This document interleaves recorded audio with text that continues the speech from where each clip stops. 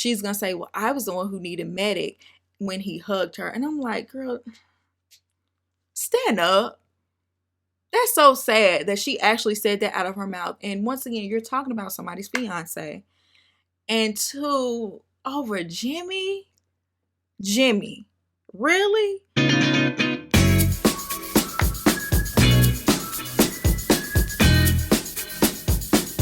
Welcome to La Vida Rosa. I'm your host, Pinky, and today we're going to be talking about Love is Blind, Season 6, Episode 10. So if you'd like to see more, then just stay tuned, like, comment, and subscribe. And without further ado, let's get into this video.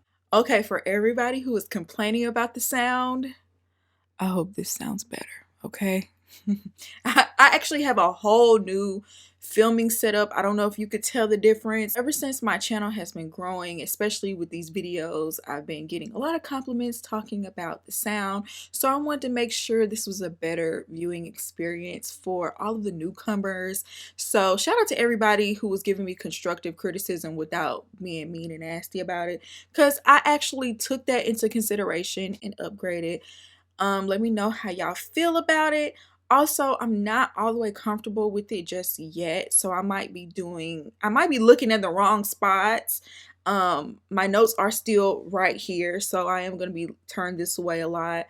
But now I also can see myself in the monitor, so I'm going to try to focus on the camera while I'm not looking at my notes. But if I don't, y'all just give me a chance. I need a little learning curve, okay? Oh yeah, shout out to my man, because without him, I wouldn't even have the setup I have now. He's really tech savvy, and so he's helped me put all this together, so shout out to him. And one more thing, if you like my makeup, the products will be linked in the bottom corner. Now let's really get into this episode.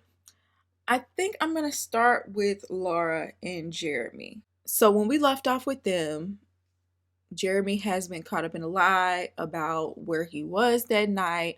He sent his location, but I guess he didn't actually think she would check it, because he said he was at one place on one side of town when really, when she checked it, he was somewhere else. And that side of town is where Sarah stayed. So, you know, it kind of solidified for her that Jeremy was full of it. At this point, if y'all haven't heard, Jeremy has a lot of scandal going on behind his name right now anyway. I do plan on doing a video talking about it all. But in short, Jeremy had a fiance, allegedly, as he applied for this show. And they had a whole house together, y'all. It was a whole scandal. So I don't put nothing past Jeremy. I most likely wouldn't have given him the benefit of the doubt, but I probably would have thought about it had I not known the rest of this stuff about him. But he's just clearly a clout chaser that just wanted to be on TV and womanize women. Anyways, he's sitting down talking to his mama about it all. And his mama did not take his side at all. She was like, you better be glad it wasn't me, because, well, she didn't say what she would have done, but she act like she would have wanted to go upside his head. You know, definitely was not taking his side. And I'm like, I love it when parents can check their children. You know, he claims that he only drove Sarah home because he didn't want her to get an Uber. And it's just like, oh, how sweet. He said that they talked for a minute and then he left. He didn't stay there long. And you still came home at 5 a.m. You said you went and slept on the couch. And then also you left out how you were caught in a whole lie. You didn't even tell Laura originally that you took her home. So obviously she's going to think something sketchy is going down, regardless of whether it was innocent or not, which I think all of it was out of line. You are engaged, and this is someone that you were going to potentially, at the very least, be in a relationship with. So it was all inappropriate regardless. Nobody wants to hear that, including your mama. Moving on to Amy and Johnny, and he finally meets her father. And, you know, the dad is just very skeptical about this whole thing, which I feel like any parents would. Literally blind dating someone without seeing them for like 2 weeks, and then you're going to marry them after a month. I could totally see why parents would be very, excuse me, y'all. I could totally see why parents would not be ecstatic about their child participating in something like this. I mean, especially with the track record. Anyway, the dad is asking questions to get to know him. Johnny tells him that he sells software remotely right now, but he plans on becoming an executive eventually, and he wants to retire early. And his plan is to have financial freedom because he wants to be able to take care of his children, but still be able to have that time to spend with them and not have to work until he's 70 and 80. And also, he has a lot of trauma that comes from poverty that I think affects that decision. You could tell that Amy and her father have this very strong emotional bond, and he started talking about how much he loves and treasures her, and he just wants to protect her and make sure whoever comes in her life as her husband, you know, treats her the way that he would treat her. And you know, he's been praying for a long time for her to have a great partner. Johnny was a little realistic, and he said, you know, I know me coming into the picture will disrupt things, hopefully not in the bad way. You know what I'm saying? Like, me becoming a part of your family is going to shake up the dynamic, but Johnny wants them to have just one big happy family. And eventually he asked the father for his approval. The dad gave it to him, and I'm just like, it was a very cute moment. But why did Amy build the situation up like her dad was just gonna be so tough and just grill him, and oh, I don't even know if I'm gonna be able to walk down the aisle with you if my dad doesn't give his blessing? I'm just like, why did she or maybe it was the editing that built it up that way, but I was just like, Amy, I thought your dad was supposed to be mean. He was so sweet and, you know, very welcoming and open to him being married to her. Like, he didn't even give much pushback. That's it for them. It was a beautiful moment. So let's move on to Chelsea and Jimmy. Whenever I get to the part of the review where I have to talk about Chelsea and Jimmy, I immediately get a wave of exhaustion that just hits me because they get on my last nerve. I'm so sick and tired of them. I wish they were the ones who broke up. He is so disingenuous to me. Like, down to that fake smile he keeps plastered on his face, the way he constantly talks about how much he loves and cares, but I don't believe any of it. It's not authentic whatsoever. You can't even root for Chelsea because she is so insecure. It's cringy to watch. And I don't care if she had a healthy partner that really did love and care about her. She is somebody that needs to go to therapy, work out all her issues before you ever think about getting in a relationship, because nobody deserves to have to put up with all of that. I am so sorry. And I'm really getting ahead of myself right now, so let me calm down. I completely went into rant mode because just hearing their names irritates me. So she ends up meeting his family, and this is a big deal for Jimmy because he never brings anybody to meet his family. This is something that he does not take lightly, according to him. Once again, when it comes to telling other people about their love, they love to say how much they love each other. They have great communication. It's just bunnies and rainbows every time they talk about it. But just the night before, y'all be getting into it. People be leaving. Y'all be cussing each other out. But y'all so in love.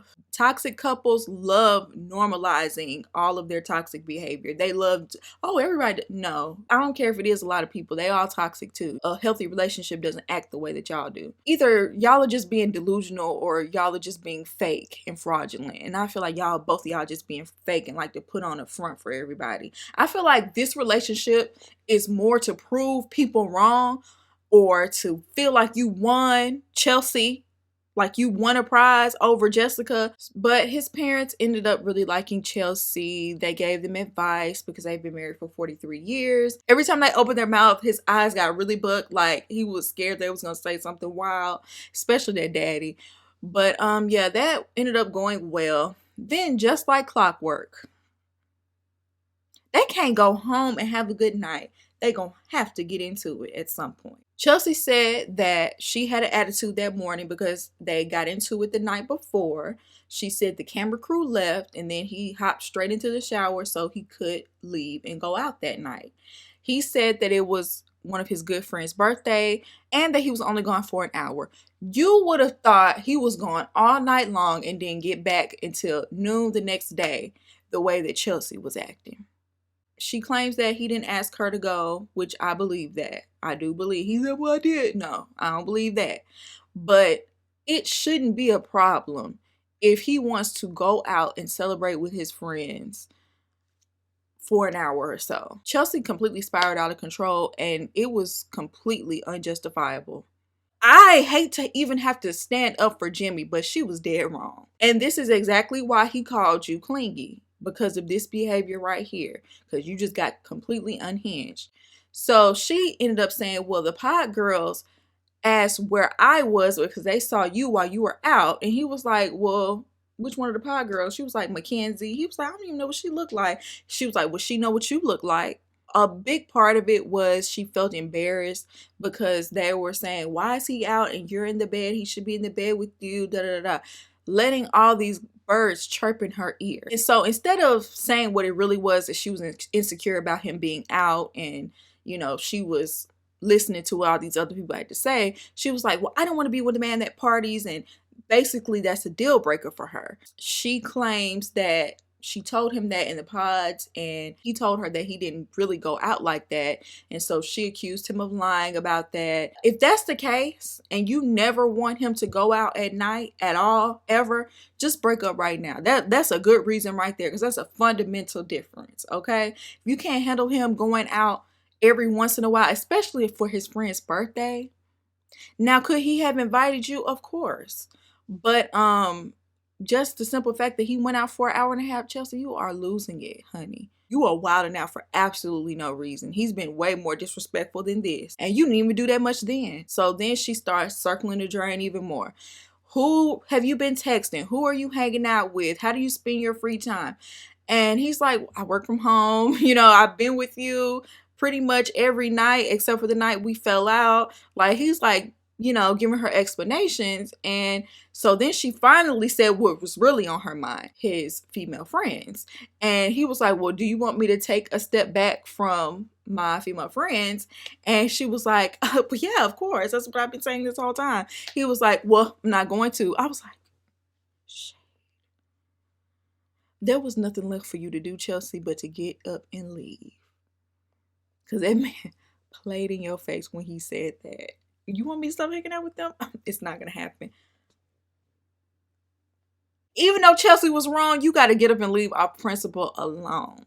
So then he storms off and she follows him. And this is where we get the famous preview where she was like, you after her. I know you after. The whole time I was thinking we was talking about Jessica, but clearly it was one of his female friends. But he was upfront and honest about that. He told her it was only one time. I can't say whether or not you should have a problem with it. Some people probably could get past that. Other people probably could not. But it's the fact that you did. Like, you stuck around. You wanted to be with him. You were so in love with him. You met the friends knowing all of this. But then you wanted to bust that out on camera and embarrass that girl. And see, that's what I didn't like. Because I saw through that. Even Jimmy was like, I wanted to keep that off camera. That's the whole reason why I brought her on here in the first place, because I didn't want her to be embarrassed with that information out there. And she threw it out there knowing that. And I thought that was really dirty, because the girl didn't deserve that. She didn't do nothing wrong. And then on top of that, you went along with it and was laughing and kikiing and joking and all that with them. So then we got to the root of what was going on. She was like, yeah, and I also heard that you were hanging out with Jessica tonight. And Jimmy was like, I have yet to even see Jessica in person. Where did you even hear that from? Did you hear that from Mackenzie too? And clearly she made it up.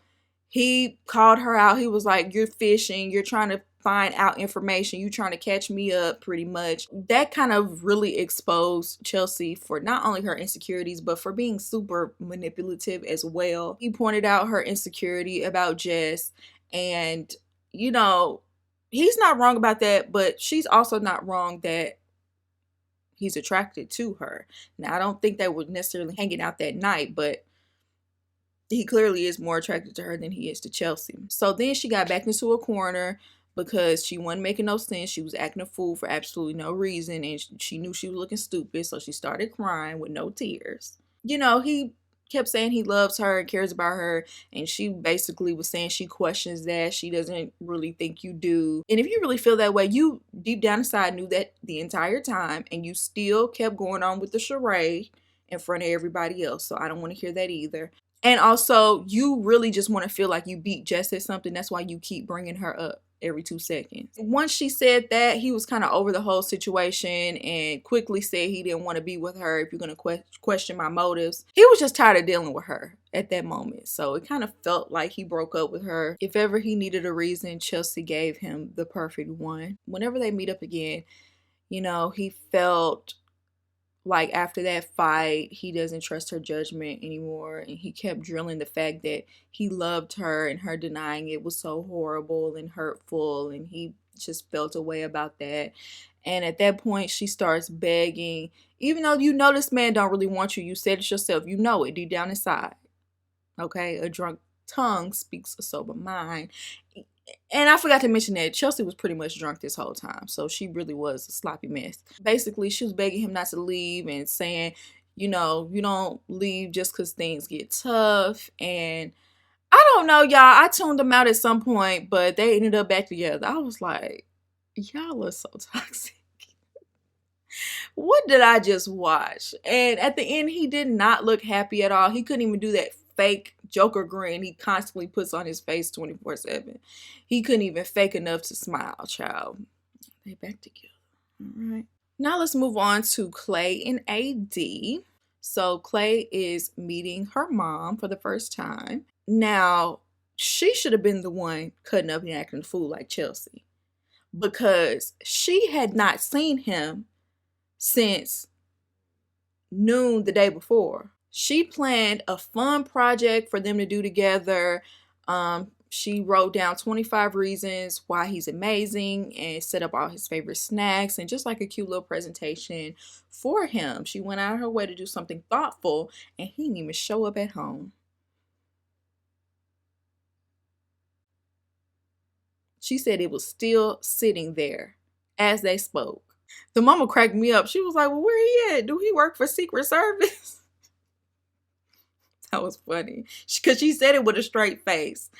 And so he walks in while they're having the conversation about that. And it was funny because the mother was not holding back her faces. Like, I really thought the mom was going to go in on him the way the whole thing started. But it didn't go that way. He sat down and she notices that he has a fresh line. And she was like, you got a new haircut? He was like, yeah, I had a slam-packed day, but I found time to get a haircut. And see, that's exactly what your mom was talking about. You make time for what you want. Your day was so busy, but you couldn't come home and spend a couple of hours with your fiance, but you found plenty of time to go to the barber, right? It would have shut the whole thing down for me because it was already disrespectful to begin with, but who are you trying to look fresh for? Finally, we got a little bit more information about what he does for a living. He's in tech sales and he has side businesses where he rents out Airbnbs, apartments, boats, jet skis, things like that. So I'm like, okay, I could see where he might be out and about a lot, but not coming home all night long. You know, he sits down and he's talking with the mother. Once again, his answers always sound very rehearsed and performative. I don't know how true this is, so I'm going to say allegedly. Someone said he was a preacher's kid. I don't know how true this is, but even if he was just a church kid, it does give like that same cadence, like that charismatic personality and the way they deliver speech, but secretly fraudulent behind closed doors. That is what Clay gives me. It's like they all read from the same script. That's why church boys really, you got to be careful with them too. Like, people always say, oh, go to church for you a nice young man. You got to be real careful with them too. So he cannot stop harping on the fact that his father consistently cheated on his mother. This is clearly like some trauma for him because he is struggling with those demons, especially with him being taken on infidelity trips and things like that. You know, it's funny because people on Twitter was like, he really acts like cheating is hereditary. Anybody that has studied psychology understands that a lot of our behavioral traits and the way that we are as people are learned. And most of the time they're from your family. And you can either go against those things or you could fall right in line with those. You know, a lot of times the first step is being aware of them and actively working against that. Once again, he needs to be in somebody's therapist chair. He does not need to be getting married. You know what I'm saying? Because I'm not blaming him for, you know, what he experienced as a child. I truly do believe that that has affected him greatly. And I feel like it really does bother him. You are not ready to be in a relationship if you are so scared of cheating that it's debilitating and you have to say it every 2 seconds. And it's also like you're trying to soft launch your cheating or something. Like, I would not trust him. He brought up his parents' toxic marriage and how it affects his views. And her mother was basically like, you know, that's your parents' stuff. That's not something for you to carry with you. That's what they went through. And I'm sure, you know, out of the 24 years they were together, they had good times as well. And I feel like, see, that's why you can't take everybody's advice. I'm sorry. I don't mean to be shady towards mama. He's very much affected by the things that happen. And yes, he's an adult now, so you take responsibility for your own actions. But to say what they did shouldn't affect anything that you do in your life, that's just easier said than done. And also, it made me question AD's upbringing, because didn't she say that she was running after her father's affection that he wasn't giving her, and that's what caused her to be in this cycle of bad relationships? So it made me think, that did she learn that from the mama and the daddy's relationship? Her mother did say she was a widower, so I'm just assuming her father was her mother's husband. So it sounds like both of them saw a lot of toxicity growing up. You cannot underestimate the role of your parents' relationship with each other, the effect that has on you in your life. I don't know, just to feel like you have to suffer in a relationship because there are good times sprinkled in there for 25 years, I don't subscribe to that. Especially if you're constantly cheating on me and you're putting my body at risk in the process. Absolutely not. But she was telling Clay that she felt like what he was doing was self-sabotage, and like I said, I agree. You need to get to the root of that in therapy. It is self-sabotage, but you also don't need to be getting married to somebody and having them deal with all your mess. Then at some point, AD was really emotional because her mother was basically singing her praises and just talking about how much she loves AD and appreciates her and how good of a woman she is, and, you know, all the values that she instilled in her. AD said something she never heard her say, is that I could follow him.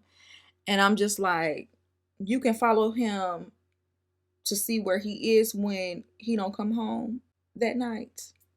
You gonna follow him around like Inspector Gadget? Where are you following him to? Because he ain't even there for you to be led half the time. It really didn't take much to win the mother over, clearly, because she was just completely into it. She told AD, that's a real man. Oh, brother. Then AD started sounding like Paige, and I could totally see the parallel between Paige and Chris and AD and Clay, because she was like, he just needs to walk by faith and not by sight. And, you know, that reminds me of when Paige used to say, yeah, our marriage was ordained by God, and I'm just going to stick through it and basically act like God set this situation up. Paige got set up for failure, but AD, you chose wrong. And then she said she will follow him off of a cliff with no parachute. I looked at her so crazy. And the mom was like, well, you should say some of this to him. Why? So he could use it against her? He already acting up. You think that's gonna make it better? He really ain't gonna come home. Anyway, the mother was just like, you could do anything. You've accomplished so much. And, you know, really building AD up. And she was just like, if you're giving your all and he doesn't appreciate that, then he doesn't deserve you. So later on, AD and Clay are having a conversation about how he was watching the show back, and he said he realized he's immature and not ready to be a husband in comparison to some of the men on this show. And I'm hoping that he's talking about Brett or Cameron. I hope he's talking about one of the, you know, decent men on this show, because some of the men acted like they were mature and ready, and they just were not. They were putting on a whole performance. And that's something I will give Clay. He is honest. You know, I feel like he feels like he deserves too many brownie points for that, and AD definitely gives it to him, child. She definitely gives that to him, but at least he'll be honest about his shortcomings. But the thing I don't like is that AD will constantly soothe and coddle him. And I remember back in the pods, he talked about how he liked to be babied, and she definitely does that. And then at some point, he sounded like he was backing out of the wedding, saying the date was too soon or something like that. And it's like, sir, you knew what show you were signing up for? And if you really feel that way, why are you going through with it? Like, you have too much hesitation. You have too many bad nerves around this situation. I think you shouldn't be doing this, and you're doing it anyway. AD ended up telling him like she can accept yes or no at the altar, but she will not be dating him afterwards. She doesn't plan on being a long-term fiance, so either we get married or nothing else. And I don't blame her. I hope she sticks to that. So now let's get to the party. And this is where a lot of the mess went down. So Laura shows up without Jeremy, and they're questioning where he is. Amy said that Jeremy told Johnny that he stayed out to 5 a.m. talking to Stacy. And Laura ends up saying pretty much she has no respect for Stacy, and Stacy has no respect for women because of what she did. And it's like, wasn't you just encouraging similar behavior with Jess and Jimmy? Yeah, it don't feel good when those tables are turned, do they? But she wasn't taking it out all on Stacy. I do appreciate that. She was holding Jeremy more accountable than anything because he's the one who made a commitment to her, and she's hurt that he did this. And she says she really hasn't heard much from him since the whole incident, and she let everybody know she was not wearing that ring. So I'm guessing the engagement is off for sure. Then we cut over to Jeremy, and he's sitting up here playing the victim. For some reason, he's shocked that his text messages and the fact that he wanted to send her flowers wasn't working. Like, you are literally trying to do the bare minimum. Of course she's going to be snapping and going off on you. You're not even being apologetic about any of it. Like, why are you playing the victim in this situation? You are the one who was dead wrong. So then Trevor pops up on the scene, and the recent news about him has sucked all the life out of her seeing him for the first time. Allegedly, Trevor had a girlfriend the whole time. So we don't even, I was sitting up here feeling bad for him. I'm so disappointed. Like, I thought he was actually a decent guy, and I was looking forward to Chelsea seeing him and seeing what she missed out on. And now I'm not even mad she did what she did. But when he walked in the door, Chelsea might as well have been drooling when she saw him. That's exactly her type. He's big and buff. And, she kept commenting on his appearance and how good he looked. And eventually when they crossed paths, they gave each other a hug in passing. And she was like, "I'm Chelsea." And he was like, "I know." And then eventually Jess walked in, and Jimmy, he held his composure. You could tell that in his mind, his jaw was dropping and he was sweating and he was flabbergasted, but he kept his cool because he knew that Chelsea was somewhere creeping, watching the whole thing go down, okay? So she wanted to shake hands with him, and, he reached in and gave her a hug, and she was like, "Ooh, not a church hug." I did feel like Chelsea might have been hovering a little bit because Trevor even pointed out the women are sitting over here and all the men are over here. Oh, except for Chelsea. And she was like, "Oh no, I can let." He was like, "No, you can." Chelsea, we all know you was standing there bodyguarding Jimmy. Stop it. So then we cut over to Jess, and she's talking to Laura and gushing over somebody else's fiance. And once again, Laura is entertaining it. The double standards. At some point, Jimmy does pull Jessica to the side, and they have a little conversation about his relationship with Chelsea, and she did end up meeting his family, and that was something that he was most concerned about when he was in the pods with Jessica. But that was probably the easiest part of everything that they've gone through so far. He did let them know that they had a big fight, and her eyes instantly lit up, which I thought was very trifling of her. So she starts giving advice and telling him to treat her right. And she was like, "I know this sounds crazy coming from an ex." He was like, "You're an ex?" And he told her that he still gets nervous around her. He's never met anyone like her. And, you know, she just made him feel pressured in that situation. Did you feel pressured, or did you not want to be with her because she had a child and you thought Chelsea looked like Megan Good, so you didn't want to deal with any responsibility that came with that? Which I don't blame you, because she did spring that on you. So I can't blame you for it. But it just feels like he's trying to tell the story in a convoluted way, and it didn't go down like that from what we saw. I feel like her giving him that letter that she wrote to her husband, I do feel like that was a manipulative tactic to make him go ahead and make a decision. And he did go ahead and make a decision, just not the one she wanted.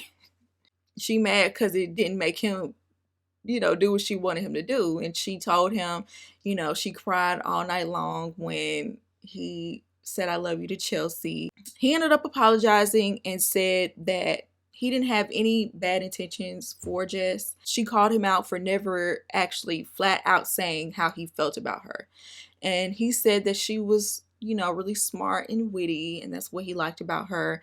And, he brought up the EpiPen line. And once again, it fell flat because people hyped that line up so much on Twitter. But it's like, it falls flat every time. She's still thirsting after him, even after he didn't choose her. And also, she downplayed herself in this very conversation, said she was gassing herself up too much, which it was a low-key diss to Chelsea, so I could understand why she kind of said that. But at the same time, she's going to say, "Well, I was the one who needed medic when he hugged her." And I'm like, girl, stand up. That's so sad that she actually said that out of her mouth. And once again, you're talking about somebody's fiance. And two, over Jimmy? Jimmy. Really? And then Jimmy said she was his number one still. And I thought that was completely out of line. And if Chelsea heard that, she would have literally turned, like, we would have seen her head spin. We would have seen the claws come out. And she would wreak more havoc than a villain in a Marvel movie, okay? I really think Jessica is going out sad. Regardless of her trying to be respectful and hold back or whatever, I feel like they said several things in this conversation that were a little line crossy. But y'all let me know what y'all think about this down below. Do you agree with me? Do you not agree with me? I'd love to hear your opinion. And I hope you enjoyed this video, and I'll see you in my next one. Peace.